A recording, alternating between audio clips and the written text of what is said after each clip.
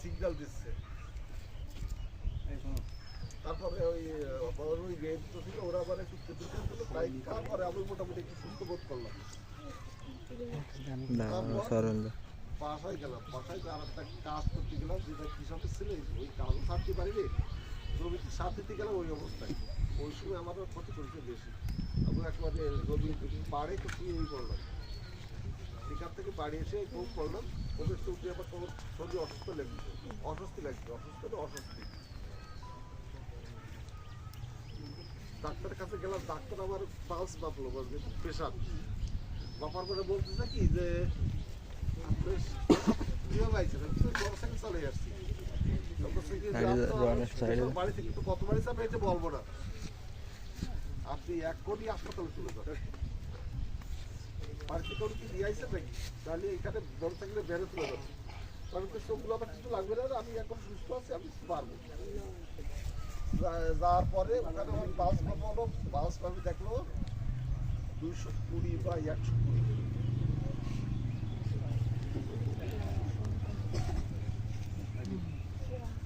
তারপর ওখানে আবার রাত্রে আমার ওষুধ দিল, খাই থাকলাম, কিন্তু সকালবেলা ভাবছি কমলো না। না কমার পরে ওরা তো যেহেতু হেলথ কমপ্লেক্স, ওরা কোনো সিরিয়াস রোগ ওখানে রাখে না। সেদিন শুক্রবার রিটায়ার করে দিল। আবার সে ওই যে বাইক হয়েছে, একটা বাইক হয়েছে আর একটা বাইক চাকরি করে, ওরা কিন্তু খুলে থাকে। আমি ওদের বললাম এই তোমার ডাক্তার দেখ, ভালো ডাক্তার দেখ, আমার ডাক্তার দেখাতে হবে। ওদের শুক্রবার ছিল, কোথাও কোনো ভালো মেডিসিন অথবা ভালো নিউরো সার্জন বা নিউরো মেডিসিন কোনো ডাক্তার পাইলাম না। অগাস্ট আমার ভর্তি হতে হলো ওই কলকাতা মেডিকেল কলেজ হাসপাতাল, ভর্তি হলাম। পরে ওখানে একটা কেবিনে ছিলাম, 4 নম্বর কেবিনে ছিলাম, দোতলায় 4 নম্বর কেবিনে।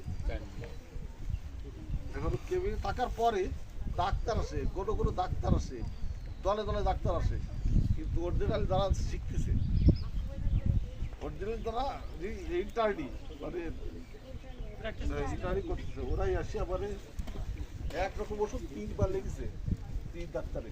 মানে একজন এসে ডাক্তার লিখছে, একজন এসে লিখছে, আর একজন লিখছে। ওই আসে সকলে আমার আলোচনা করে, এই হয়েছে, এই ওষুধ লাগবে, এই ওষুধ খাবে।